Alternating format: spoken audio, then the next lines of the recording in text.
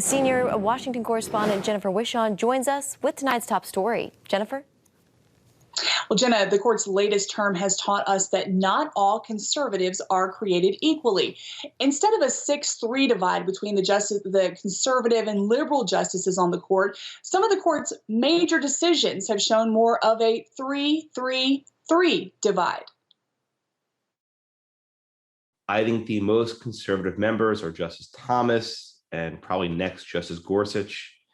And close by is probably Justice Samuel Alito. In the middle, making up a more centrist coalition, Chief Justice John Roberts, Brett Kavanaugh, and the newest justice, Amy Coney Barrett. We learned that Justice Amy Coney Barrett was not the judicial torpedo that a lot of Democrats believed she was going to be on things like Obamacare. In that case, led by the more centrist conservatives, the court chose consensus over striking at the heart of the matter.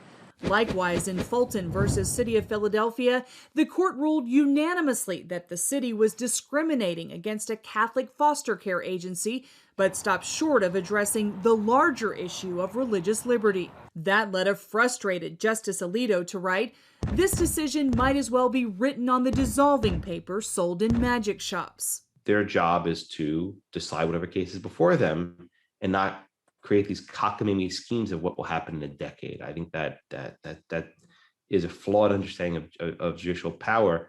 A recent Gallup poll shows 49% of Americans approve of the job the Supreme Court is doing. Republicans and Democrats view it similarly, revealing Americans are both pleased and frustrated with its rulings. Finding that equilibrium of public opinion is what some observers say drives the middle of the court to issue narrow opinions and decline some controversial issues.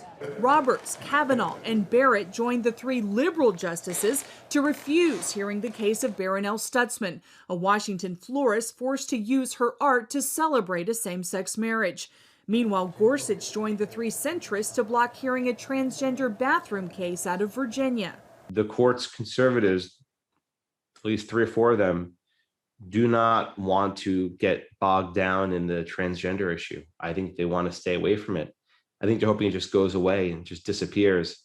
But and I know these things just don't vanish. They just sort of brew up and develop controversy year after year. Still, next term, the court will tackle several hot-button issues like New York's handgun law and an abortion case out of Mississippi that strikes at the heart of Roe v. Wade. The fact that they have relegated this decision to one question on whether or not pre-viability restrictions are constitutional indicates to us that they are going directly to the heart of the matter and will make a determination as to whether or not Roe was good law. So how will this new alignment on the court play out?